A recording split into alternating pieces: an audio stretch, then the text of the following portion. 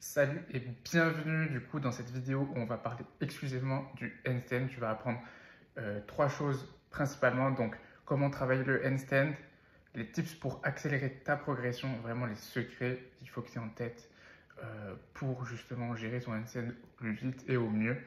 Et enfin les erreurs à éviter. Ok. Donc déjà bravo parce que se lancer dans le handstand c'est quelque chose d'assez compliqué. Je pense que tu as dû peut-être t'essayer 2-3 essais en free. En free ça veut dire sans mur, sans rien. Donc tu vois il va avoir quand même pas mal de chemin. Mais c'est super, on va le faire ensemble, ok? Donc déjà, premier point, comment travailler le handstand.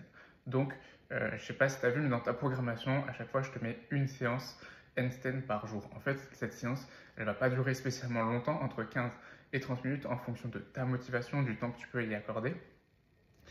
Pourquoi? Parce que en fait, le handstand, il faut savoir que c'est un peu comme à l'école, je vais faire le professeur, mais tout simplement, c'est mieux de le travailler 20 à 30 minutes tous les jours, voire 2 fois par jour, plutôt qu'une fois 3 heures. Ça va pas du tout t'aider. Moi, j'ai mis personnellement 6 mois à avoir mon handstand et c'est beaucoup. J'aurais pu l'avoir en 2, voire 3 mois. Pardon, oui, voilà, en 2-3 mois. Si j'avais bien travaillé le handstand. Moi, je faisais des longues sessions de 1 heure. Ça me faisait que 1 heure de temps de séance par semaine. En plus, au bout de 50 minutes, quand même, nos épaules, elles commencent à être fatiguées. Donc, il y a moins de productivité, etc. Vraiment, c'est pas du tout le mieux. Ensuite, il faut bien suivre les progressions et ne pas griller les étapes. Donc, quand tu débutes le handstand, bien sûr, il ne faut pas te lancer directement au sol et en free parce que ça ne sert à rien. En fait, tu vas juste tomber, tu ne vas pas accumuler de temps sous tension, tu ne vas pas créer de tension nerveuse dans tes épaules qui sont connectées à ton cerveau ou que ton cerveau ne va pas comprendre ce qu'est de tenir en équilibre. Donc, on oublie. On va commencer avec le mur. Si toi, tu as déjà quelques secondes avec le mur, bien sûr, on commence en free. Mais en gros, ce que je veux te dire ici, c'est vraiment qu'il ne faut pas griller les étapes. Si tu grilles les étapes, ben justement, tu vas pas progresser, tu vas faire comme moi, tu vas avoir ton handstand au bout de 6 mois et c'est vraiment pas ce qu'on veut, ok?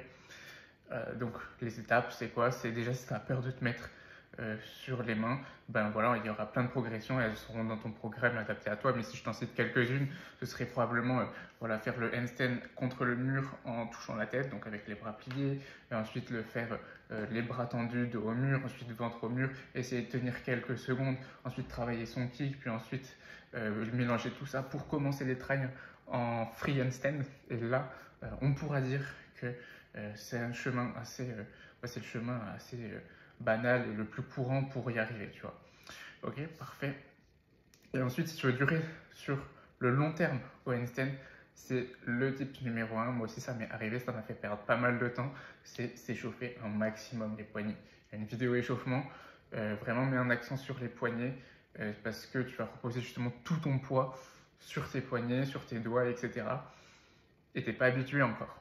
Donc, avec le temps, ça va venir, etc. Mais tu verras qu'encore plus avec le temps, ben, ça va t'user, etc. Vraiment, moi personnellement, je fais 15 minutes d'échauffement avant chaque séance. Ça comprend aussi les épaules, l'ouverture d'épaules, etc. Mais je passe beaucoup de temps sur les poignets pour être sûr de bien échauffer et éviter les blessures, ok? Ensuite, deuxième partie de vidéo, du coup, les tips pour accélérer ta progression. Donc là, vraiment, retiens bien ça. Moi, ce que je vais te conseiller, c'est de tous les noter. Et en fait, à chaque séance, tu vas en travailler un seul. Tu en travailles un seul, tu te focuses sur ça. Et, euh, et une fois que tu les as tous un peu travaillés, ben, bim, tu vas en mettre deux. Ok? Par exemple, donc le premier, c'est respirer. Respirer tout simplement. Donc en fait, c'est débile, mais tu vas avoir la tête au sol, et en fait, tu peux avoir tendance à vite oublier de respirer parce que tu n'as pas du tout l'habitude.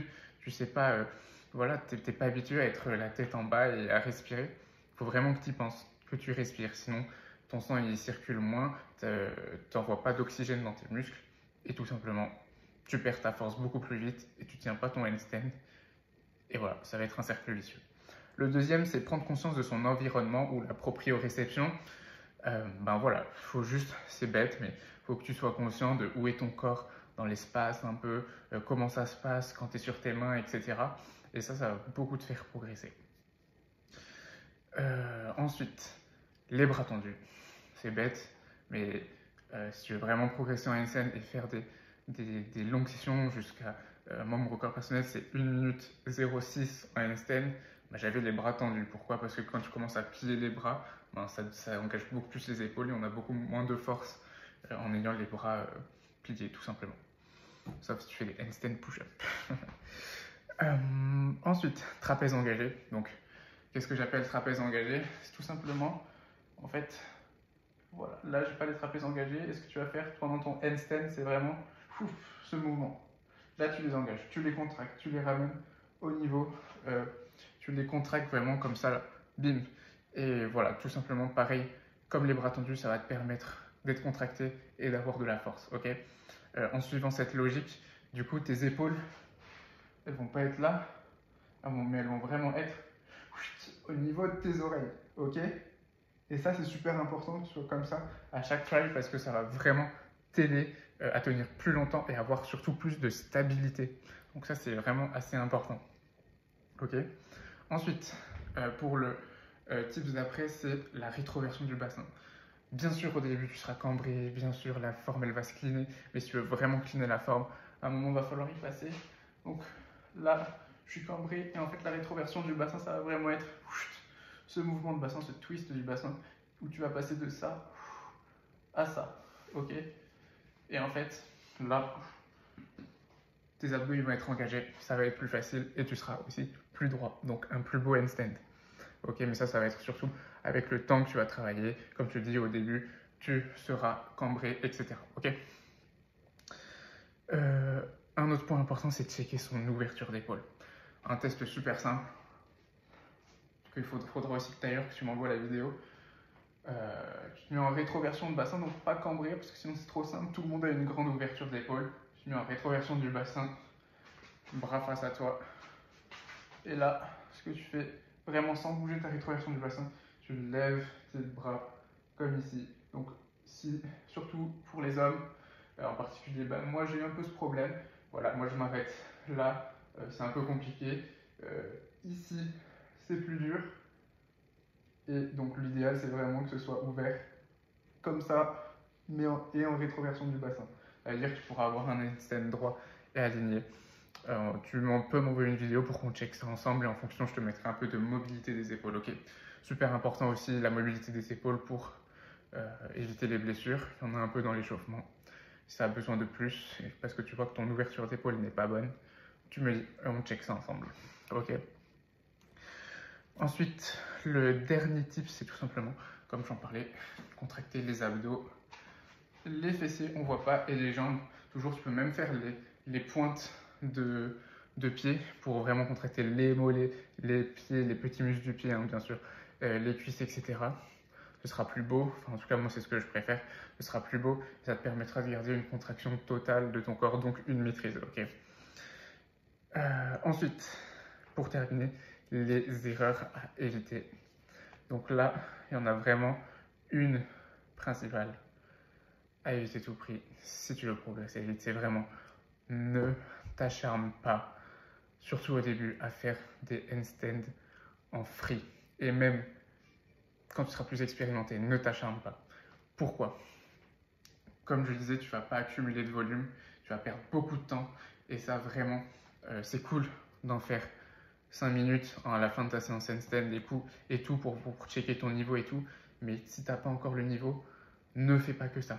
Et même si tu as le niveau et que tu commences à tenir de plus longtemps, si tu as une mauvaise forme, on va venir travailler la forme au mur et ensuite la travailler en free. Ok? On a le temps. Enfin, on a le temps. C'est pas, on a le temps, c'est juste que si tu vas aller vite, il faut que tu fasses comme ça. Ok? Pour te donner un exemple, moi personnellement, j'ai mon handstand, hein, comme tu le sais, que ce soit bras écartés, un peu plus tendu, droit, etc. Mais à chaque séance de handstand, j'échauffe mes poignets, je travaille encore ma mobilité d'épaule, je fais du mur, toujours du mur, pour commencer à m'habituer à avoir la tête en bas, etc. Du mur, je travaille ma forme au mur, j'applique sur le sol et ensuite je commence ma séance. Ok? Donc vraiment, on ne néglige pas ce travail. Ok? Allez, dis-moi si tu as la moindre question et tout simplement, tu m'envoies un message sur WhatsApp. À bientôt!